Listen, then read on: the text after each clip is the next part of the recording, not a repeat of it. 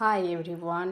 জীবনে প্রথমবার আমি চন্দননগরের জগদ্ধাত্রী ঠাকুর দেখতে গিয়েছিলাম, তাও আবার এই বছর। হ্যাঁ, আমি জানি অনেকেই হয়তো ভেবে থাকবে এটা কি এমন ব্যাপার। সত্যি এটা আমার কাছে অনেক বড় একটা ব্যাপার। আর হবে নাই বা কেন, চারিদিকে কত আলো, কত আনন্দ। জিসকা মুঝে বেসব্রি সে ইন্তজার থা। আমরা যেদিন গিয়েছিলাম সেদিন নবমী ছিল, যেই কারণে প্রচন্ড পরিমাণে ভিড় হয়েছিল, যেটা তোমরা ভিডিওতে দেখতেই পাচ্ছ। আর এই প্যান্ডেলটা, আমরা যতগুলো প্যান্ডেল দেখেছিলাম তার মধ্যে এটা আমার সেরা লেগেছে।